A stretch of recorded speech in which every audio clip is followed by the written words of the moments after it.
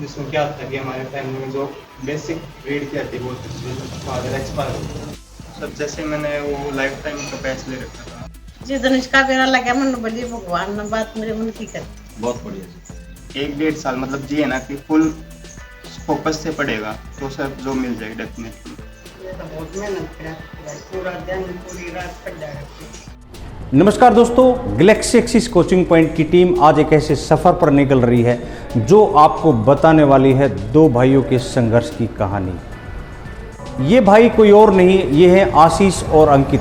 दोनों भाई गांव महारा से बिलोंग करते हैं और दोनों ने अपनी तैयारी लगभग 1.5 साल पहले गैलेक्सी एक्सिस कोचिंग पॉइंट के साथ शुरू की थी। हम उनके गांव पहुंचेंगे और आपको दिखाएंगे कि कैसे वो वहां से यहां तक पहुंचते थे और किन मुसीबतों और चुनौतियों का उन्होंने सामना किया और कैसे कैसे उन्होंने इस तैयारी को किया और कैसे कैसे उन्होंने इस नौकरी को पाया है। और साथ के साथ हम बात भी करेंगे गांव के बहुत सारे लोगों से, उनके परिवार से, उनकी माताजी से कि किस तरीके से ये बच्चे तैयारी कर रहे थे और कहाँ कहाँ उनको प्रॉब्लम्स आई।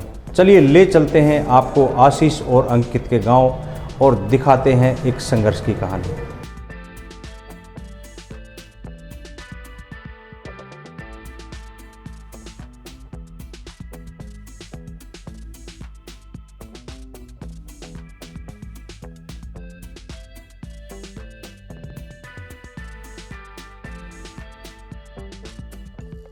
और आखिरकार हम पहुंच गए आशीष और अंकित के घर।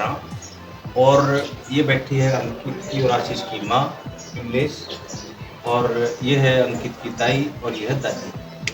तो थोड़ी सी बात करेंगे कि इन बड़का के बारे में, फिर तैयारी करी और अपने बारे में बताओगे, परिवार के बारे में और किस प्रॉब्लम आई, तो सारी बात करेंगे हम। लेकिन नहीं पता या वैसे तुम्हारी बाण भी लग गए है ना। ये बालक जो है कुकर पढ़ा करके कुकर तैयारी करी की दिक्कत आई। ये तो बहुत मेहनत करा पूरा दिन पूरी रात पढ़ जाएगा। और इनके पिताजी के बारे में बता थोड़ा। वो भी बढ़िया थे, पढ़े लिखे थे, अपना सही है। कुकर एक्सपायर कुकर हुए के बाद बस एकदम सारी बीमारी होगी उसके। अच्छा, तुम ठीक ठाक थे। कितने दिन पहले? 10-5 दिन पहले। अच्छा, खांसी हो गई थी, वो कोई बीमारी ना। खांसी उसको सही है। तो यह है आशीष की ताई। तो वैसे तुम्हारी बड़ी सी स्टोरी है। तो बता आशीष कितना पढ़ा करता कुकर तो पढ़ा बहुत मेहनत घनी मेहनत करी। अच्छा, और बहुत बढ़िया कौन गांव में पढ़ा करते गांव के स्कूल में? गाँव के में कैसे। अच्छा, तो घर आकर कितने आने पढ़ा करते? घर का 1-2 घंटे के बाद पढ़ने लग जाते। शाम में रोटी खाने के बाद। अच्छा, फिर पूरी रात पढ़ते, बस 2 घंटे के बाद। 2 घंटे सोते? 2 घंटे सोते। के वक्त खेती बाड़ी कुछ काम भी कराओ थे, हाथ बटाओ है? हाँ, खेती का नहीं करा करते। अच्छा, पढ़ा करते। अच्छा, खेती का काम नहीं कराया, घर का काम नहीं कराया। 6 पोते हैं? 6 पोते हैं। अच्छा, कितने नौकरी लग रही? 4 लागी। 4 नौकरी एक लगी। बहू लागी। अच्छा, एक छोरा था बड़ा छोरा और ये दोनों भाई लगे। हाँ, राजी है। हाँ, आपकी कितनी उम्र होगी? उम्र कितनी होगी? कागज को न उम्र के। अच्छा, अच्छा, अच्छा, ये 2 बहू हैं। हाँ, 3 है मेरा। हाँ, एक तीसरी। ये सेवा ठीक करते हैं? खूब बढ़िया करे। अच्छा, मतलब डांट वाट भी मारते हो नहीं? नहीं तो। मेरा छोटा भाई है आशीष मलिक, जो कि अभी भी हरियाणा में 25,000 वैकेंसियों की लिस्ट लगी है, उसमें पटवारी का सिलेक्शन हुआ है।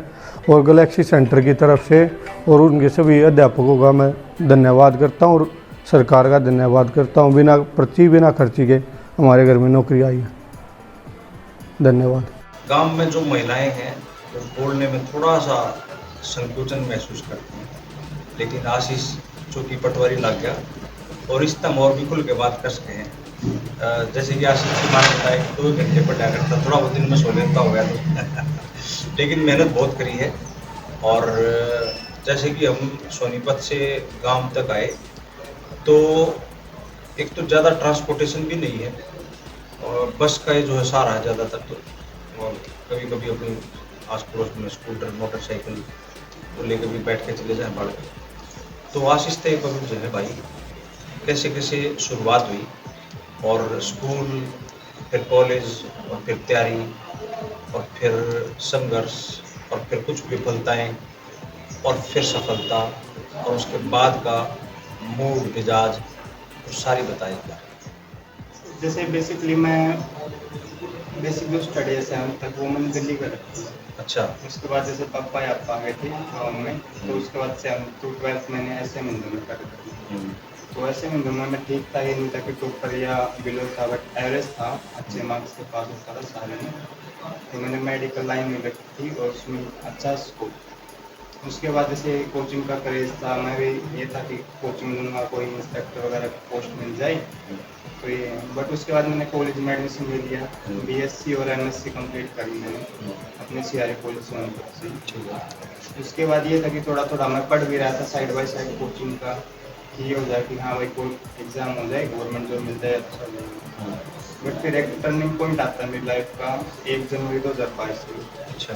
जिसमें क्या होता है कि हमारे फैमिली में जो बेसिक रीढ़ की हड्डी बोलते थे, फादर एक्सपायर हो गए। तो जो वो झटका था उसने मेरी लाइफ में ऐसे कर दिया कि अब कोई एक हार्ड डिसीजन लेना पड़ रहा है, या तो जॉब करनी है, प्राइवेट जॉब 10-20 हज़ार की जितनी मिलेगी, या फिर ये कुछ फैमिली में अरेंज करके और पढ़ना है। तो जैसे कि फिर मैंने ये सोचा कि आप प्रॉपर गवर्नमेंट जॉब के लिए तैयारी करते हैं। तो जैसे कि आप आए थे वहाँ पे, आपने बताया था गैलेक्सी एक्सिस के बारे में। तो जैसे मैंने वहाँ पे ज्वाइन किया, इन्वायरमेंट देखा कि हाँ भाई ठीक है, जो अच्छी जॉब के लिए अच्छी तैयारी करती है वो फुल मिल रही वहाँ पे, अच्छे टीचर, अच्छे लोग। तो जैसे ही मैं आपका ज्वाइन किया गैलेक्सी 2022 में, उसके बाद निरंतर पढ़ता रहा सर। भाई बीच में एक बात बताना चाहूँगा, पिताजी जब एक्सपायर हुए तो मैं घर आया तो ये हमारी सिस्टर ने बताया कि भाई घर में और तो कोई आमदनी का साधन है नहीं, ये बालक अगर नौकरी लग जाए तो घर का जो डेवलपमेंट है, विकास है वाकई में, नहीं तो बिना आमदनी के आज के दिन इतनी महंगाई में घर चलना बहुत मुश्किल है। तो उसके बाद से आशीष और इनका छोटा भाई अंकित जो कि अभी आने लग रहा है, वो डीसी ऑफिस में अभी अपॉइंटेड है, क्लर्क, और उससे बात करेंगे। तो उसके बाद इनकी जर्नी पढ़ाई की जो है गैलेक्सी एक्सिस कोचिंग पॉइंट पे शुरू है। फिर आशीष बताओगे अगली की बात कितने हो।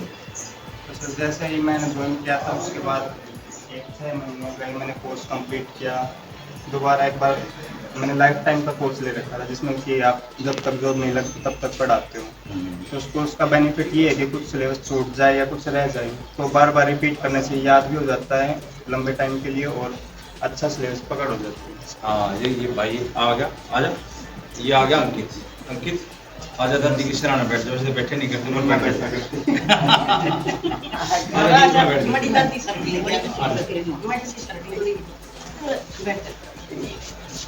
हरियाणा में एक कल्चर है, चूँकि यह वीडियो हरियाणा तो बाहर भी जाएगी, पूरे हिंदुस्तान में देखी जाएगी कि जो चारपाई हो ना, खाट, उसमें जो आगे का हिस्सा उसको सिराना पे है, वहाँ परिवार का सबसे बड़ा सदस्य बैठ सके है, और दूसरा बैठेगा तो उसका अपमान हो है, ऐसा यहाँ करे नहीं करता।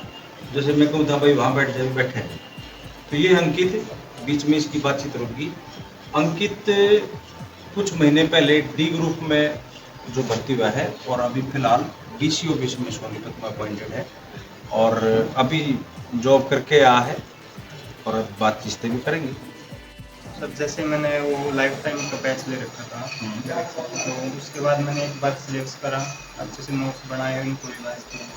तो उसका फ़ायदा क्या, हमने लाइफ टाइम में दोबारा वही बैच फिर से पढ़ा आपसे, आपके सभी टीचर्स के थ्रू। तो बार बार बोलने से माइंड में क्या होता है, याद नहीं। तो 2 साल, 1.5 साल, 2 साल कोचिंग ली। उसके बाद फिर से लाइब्रेरी में बैठ के, और जैसे लाइब्रेरी में बैठ के मैंने बहुत एग्ज़ाम दिए।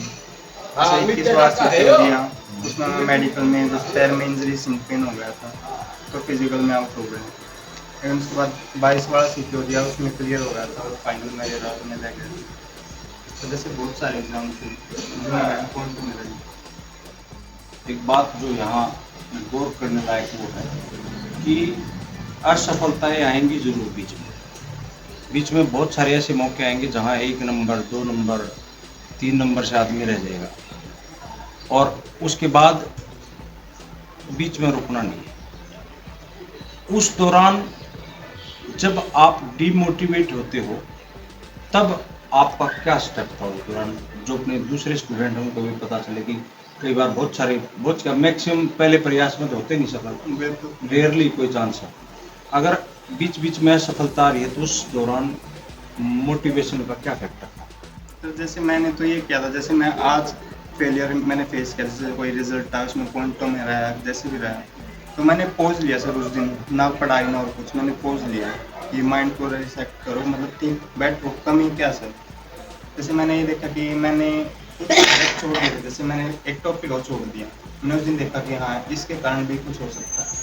फिर क्या होता है, जैसे कुछ दिन पेरेंट्स से बात कर ले 1-2 बार, जैसे जो माइंड स्टक होया है वो निकल जाएगा, फ्री हो जाएगा, उससे फ्री जोन में आ जाएंगे। फिर उसके बाद सर टीचर्स करो लगता है दोबारा एक बार माइंड सेट करने के लिए, सर मैंने ऐसे ऐसे फेल हुआ और दोबारा एग्ज़ाम देना ये।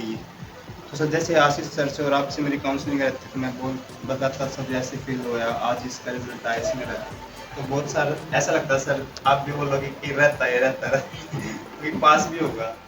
जैसे कि आशीष की बात को मैं दोबारा दोहराऊं कि असफलता होने के बाद आपकी जो मोटिवेशन का फैक्टर है, 2 ऐसे किरदार हैं आपके जीवन में। माँ बाप सबसे बड़े मोटिवेटर हैं आपके जीवन में। आपके जीवन में कोई भी समस्या है ना, आप पेरेंट्स को आके बता दो, आपको एक जो सिक्योरिटी, जो सुरक्षा महसूस होगी ना, और जो बोझ हल्का हो जाएगा दिमाग से, वो और कहीं नहीं हो सकता। और दूसरा नंबर आता है टीचर का, और आपकी लाइफ में ये 2 ही व्यक्ति ऐसे हैं कि टीचर और माँ बाप, जो एक अपने बच्चे की कामयाबी में सबसे ज़्यादा खुश होते हैं। दोस्तों का भी बड़ा रोल है वैसे, बनाने में भी बिगाड़ने में भी। जी आशीष। सर दोस्तों का तो है, जो फ्रेंड सर्कल होते हैं जिनका वो जो इन्वायरमेंट होता है, तो उसी में आदमी मॉडल होता है। वो कहते हैं ना कि एक आदमी की पहचान उसके 4 ग्रुप से होते हैं, मतलब 4 फ्रेंड्स से होती है। जैसा वो सर्कल होता है वैसा ही वो नेचर बनता है उसका। तो सर मेरे फ्रेंड्स अच्छे हैं, जैसे मेरा फ्रेंड है एक लोग की है आदित्य सर, वो भी तैयारी कर रहे हैं अभी, वो कोई टीचिंग लाइन में है, सब तैयारी कर रहे हैं। और दोस्त भी सर जो फिजिकल में लगे हुए इस टाइम, CPO में इंस्पेक्टर भी है CGL में, एक दिल्ली पुलिस AWO में है। बहुत बढ़िया सर मतलब फ्रेंड सर्कल अच्छा है, और कभी मतलब गलत साइड गए नहीं, नशे पते की साइड ऐसा कुछ था ही नहीं हमारे सर्कल में। सब स्टडी लाइन पे या अपना घर में संभाल रहे बिजनेस तो भी कुछ। कामयाब होने के लिए अच्छे दोस्तों का होना बहुत ज़्यादा ज़रूरी है। तो फिर आपका लास्ट रिजल्ट, उसके बारे में थोड़ा सा बताओ, उसके बाद की कहानी। सर जैसे फिर ये हरियाणा का जो CET था जो 22 में लेकर आए थे, मैंने उसमें अप्लाई कर रखा था। जैसे मैं मेन तैयारी CGL की कर रखा था आपके पास, तो ये था कि ये भी देता गया साइड बाय साइड, जो एग्ज़ाम आया मैंने सब दिए, एक भी एग्ज़ाम नहीं छोड़ा सर। जैसे जितने बच्चों ने मॉक नहीं दे रखे होंगे उतने मैंने सेंटर पे जाके एग्ज़ाम दे रखे। तो जो एक्सपीरियंस है वो एक काम आया इस हरियाणा के पेपर में, क्योंकि इसमें जो है ओवरऑल स्टडी मैटर नहीं करती, इसमें यह है कि आपको कितना एक्सपीरियंस है, नॉलेज है, और कुछ बाय लक भी होता है सर। तो आपका मानना ये है कि हर छोटा बड़ा सारे एग्जाम जो है वो फिल करने चाहिए और जाके देने चाहिए। जी जी बिल्कुल। ये बात नोट करने लायक। तो सर जैसे मैंने हरियाणा का CET दे रखा था, उसमें मैंने जो पेपर दे रखे सारे दिए सर। जैसे ये 2 बार तो कैंसिल हो गया सर, उसके बाद अब ये लास्ट इन्होंने पेपर लिया था 6 अगस्त को, उसमें सर मेरा 4 पोस्ट पे सिलेक्शन हुआ। ये CET मेंस में 4 पोस्ट थी, उसमें क्लैरिकल पोस्ट थी सर, जेल वार्डन और कांस्टेबल, और सर पटवारी लैंड रिपोर्ट। तो सर इन्होंने लास्ट में प्रेफरेंस मांगी, तो मैंने प्रेफरेंस लैंड पटवारी की दे रखी है, और उसमें मेरा फाइनल सिलेक्ट हुआ। बहुत बढ़िया। ये थी आशीष की बातचीत, और अब हम रुक करते हैं अंकित की तरफ। अंकित जो कि आशीष से भी पहले जॉब लग चुके हैं क्लर्क, और इनके भी थोड़ा सा संघर्ष और तैयारी की जो है बात करते हैं। तो अंकित बताओ थोड़ा सा, वैसे तो परिवार की तो हम सारी पहले जान चुके हैं, तो कितने एग्जाम दिए और कैसे आपका फाइनल सिलेक्शन और आगे की क्या रहा है? जैसे स्कूल पास करने के बाद मैंने बिना कोचिंग के NDA दिया, लेकिन वो क्लियर नहीं कर पाया मैं 2 बार। तो फिर मैंने कोचिंग ली, और कोचिंग लेने के लगभग 3-4 महीने बाद ही मेरा एयरफोर्स का एग्ज़ाम निकल गया था। अच्छा। फिर वो फिजिकल की वजह से मैं रह गया था। उसके बाद मैंने कई बार एयरफोर्स के एग्ज़ाम क्लियर किए, लेकिन फिर सीजीएल की तरफ मेरा अट्रैक्शन ज़्यादा था, तो मैंने सीजीएल पर फोकस किया। और फिर अब जो हरियाणा HSSC ग्रुप डी का एग्ज़ाम था मैंने वो भी दिया और उसमें मैं सिलेक्ट हो गया। जिस दिन इसका बेरा लग गया मन बोली भगवान ने बात मेरे मन की कर। बहुत बढ़िया जी। अरे भी मन बेरा लग गया मतलब पाया ही, बल्कि पैर में दर्द था। अच्छा अच्छा हाँ तो जी आपको पूरी खुशी है इनका हाँ, आंखा पूरी गिरा? खुशी हाँ, का जैसा थी, कि ममता खुशी। बात करते और आस वक्त पड़ोस बात में हुई। कितना पास माइक में कोई जैसा बात- कि आपको पता है कि बात करते हुए बहुत सी हो गई, ये जो अंतरात्मा की आवाज है वो निकल के आई सामने, और जो इन्होंने मुराद मांगे, जो भी दुआएं मांगी वो पूरी हो गई। तो उसको लेके इन्होंने बताया कि मैं चाहती थी कि जल्दी से जल्दी नौकरी लग जाए, और दोनों लग भी गए। हाँ पढ़ाई के बारे में आप इनको हमेशा देखती थी शाम हाँ। को, तो ये पढ़ते ही रहते थे। हाँ पढ़ते रहते। ठीक है जी। तो आगे मतलब अब तो नौकरी लग गए, कुछ सालों बाद अब इनकी शादी ब्याह भी करोगे आप। और तो जैसा कि आपको पता है कि अब खुशियां तो आई गई हैं, अब ये नौकरी करेंगे और घर में अब खुशियां आती रहेंगी। ठीक है, धन्यवाद जी। परिवार से बात करने के बाद हम आशीष से कुछ फाइनल वर्ड्स चाहेंगे उन सभी बच्चों के लिए जो बच्चे तैयारी कर रहे हैं, जो थोड़े से लापरवाही भी कर रहे हैं, जो कोचिंग सेंटर पे कॉलेज में के नाम पे निकल तो लेते हैं लेकिन वहाँ तक पहुँचते नहीं है, आधे इधर ही पढ़ाई करके बाहर निकल लेते हैं। तो उनके लिए आशीष और अपनी तरफ से कुछ ऐड करना चाहेंगे?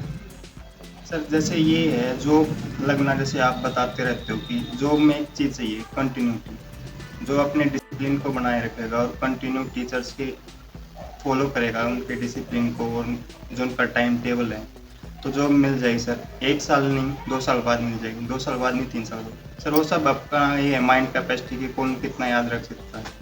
तो जैसे सर जो टीचर्स की गाइडलाइंस को फॉलो करेगा और अपने पेरेंट्स की मतलब अच्छे इन्वायरमेंट में रहेगा और लाइब्रेरी जो भी ज्वाइन करके अपना 1-1.5 साल मतलब ये है ना कि फुल फोकस से पढ़ेगा तो सर जो मिल जाएगी डेफिनेटली। और सर जैसे आज का यूथ है, जैसे नशे वगैरह में जा रखा है, जो कहीं पे भी जा रखा है, तो उनको ये सर थोड़ा सा भी अगर वो माइंड को सेट करके एक अपनी डायरेक्शन चेंज कर लेते हैं और तो सेंटर वगैरह से किसी अच्छे से जुड़ते हैं और टीचर्स के मतलब संपर्क में आते हैं, तो सर जॉब वो भी एक दिन ले लेंगे। बहुत बढ़िया। तो आखिरी बातचीत आपके अपने coaching centre Galaxy axis coaching centre और सभी पांडे सर, ओम सर, दीपक सर, आशीष सर, विकास सर, बीडी सर और एक आध बार मैं भी आपको पढ़ाता रहा हूँ क्योंकि सर इनके बारे में आप क्या कहना चाहेंगे? सर जैसे सर का तो यही है सर, जो बेस्ट फैकल्टी है वो गैलेक्सी एक्सिस पे मिल रही सर हमें। मैं जैसे मुखर्जी नगर भी गया था, मैं डेमो जब स्टार्टिंग में देखा था मैंने सर, जैसे वहाँ पे जो टीचर्स हैं उनको क्या होता है कि 1 घंटे का टाइम उन्होंने वो पढ़ाना, थोड़ा सा जिसको समझ में आए ना आए ठीक है वो पढ़ा के जाते रहें, और उनका सिलेबस भी लिमिटेड होता है कि 6 महीने में कोर्स करना होता है। सर जैसा कि अपने सेंटर पे गैलेक्सी पे ये सिस्टम बना रखी है, एक बार सिलेबस हो गया 6 महीने में दोबारा उसको वही रिपीट होता है। तो इसका बेनिफिट ये है कि सर बच्चे मतलब टीचर से कनेक्ट रहते हैं और सिलेबस बार बार करने से वो याद हो जाता है। तो सर यही है कि सेंटर पे आप जितने भी टीचर्स हैं मतलब मैं सबसे कांटेक्ट में रहूँ, मतलब जो डाउट आए मैंने तभी सर से बात की, आपने डाउट सोल्व करे। तो सर वहाँ पे और यहाँ पे मैंने ये डिफरेंस देखा सर, एक तो टीचर्स की गाइडलाइन अच्छी मिलती है सर, एक ये बेनिफिट है। और सर दूसरा टीचर्स एजुकेटेड है, ये नहीं है कि किसी को भी पकड़ लिया और उनका मतलब ये जॉब के थ्रू और उनको पढ़ाना स्टार्ट कर दिया उन्होंने। सर वेल एक्सपीरियंस टीचर मिले सर और वेल अच्छी फैकल्टी, अच्छा इन्वायरमेंट मिला सर। तो ये सर मेरा जो जॉब में जितना भी ये हैं वो सारा एक सेंटर की तरफ से और आपके मार्गदर्शन और जितने भी मेरे फ्रेंड्स हैं, मेरे फैमिली प्रेशर है, उनका सर सबका सपोर्ट्स है और सबकी दुआओं से मैं आज नौकरी पे हूँ। आशीष और अंकित दोनों से एक बातचीत पूछना चाह रहा हूँ कि ऐसा सुनने में आया करता पहले कि भाई रिश्वत और पैसे के बिना नौकरी ना मिलती, तो उस बारे में मैं जानना चाहूँगा कि कितने पैसे देने पड़े इस नौकरी के लिए और किसकी सिफारिश लगवानी पड़ी, या सरकार के एक निष्पक्ष भर्ती प्रक्रिया के तहत आप लोग नौकरी लगे हो, ये मैं जानना चाहता हूँ, ताकि दूसरे बच्चे जो इस बात के भरोसे बैठते कि कोई सिफारिश से नौकरी मिलेगी, कोई रिश्वत से नौकरी मिलेगी, तो इस बारे में मैं थोड़ा सा आपसे जानना चाहता हूँ। जी कैमरामैन। सर जैसे नौकरी लेने के लिए सर पैसे लगेंगे, बिल्कुल लगेंगे सर, मेरे भी लगे, इसके भी लगे। कितने लगे सर कितने लाख 500 देने पड़े? सर 500 रुपये जो CAT का रजिस्ट्रेशन है वो लगा सर, अच्छा, और उसके सिवाय ना 1 रुपया कहीं पे भी लगा सर। तो आप ये कहना चाहते हो कि 500 रुपये में सरकारी नौकरी मिली है? जी सर, जो रजिस्ट्रेशन है वो फीस देनी पड़ती है सर, और वो ये है 1 टाइम पे है, एक बार पे करने के बाद आप जितने भी पेपर होते हैं वो दे सकते हो। अच्छा सर एक वो 500 रुपये लगी है और कोई फीस नहीं है। जैसे सर सरकार की ये है बिना पर्ची बिना खर्ची जो नौकरी देने का वादा है सर, वो मुझे दिखा है सर, गवर्नमेंट ने करा। तो आपके गांव से कितने बच्चों का सिलेक्शन हुआ है सर मेरे गांव से जिसने 500 रुपये भर के नौकरी पाई केवल? सर काफ़ी बच्चों का हो रखा, किसी का कांस्टेबल में, किसी का क्लर्क में, और मेरा पटवारी में हो रखा है, इस बाई का ग्रुप D में। सर बहुत सारे बच्चे जो इन 4-5 सालों में गाँव से लगे हैं। चलिए आशीष आपसे बातचीत करके और पूरे परिवार से मिलकर बड़ा मज़ा आया। और एक बात पक्की होगी कि हरियाणा में रिश्वत और पैसे देकर नौकरी नहीं लगती। केवल एक सरकार की जो फ़ीस है, जो रजिस्ट्रेशन फ़ीस है, वो आपको भरनी है और उसके बाद आप बहुत सारे एग्ज़ाम दे सकते हो। और किसी भी ऐसे इन्फ्लुएंसर के पास जाने की ज़रूरत नहीं है, चाहे कोई नेता हो, चाहे कोई अधिकारी हो, जो ये कहे कि मैं पैसे देकर और आपकी सिफारिश लगाकर नौकरी लगवाऊंगा। उनसे बचें और पढ़ाई का रास्ता पकड़ें और इन बच्चों की तरह अपने आप को भी सरकारी नौकरी के लिए कामयाब बनाएं और माँ बाप का और सभी टीचर्स का आशीर्वाद लेकर अपने आप को सफल बनाएं। नमस्कार।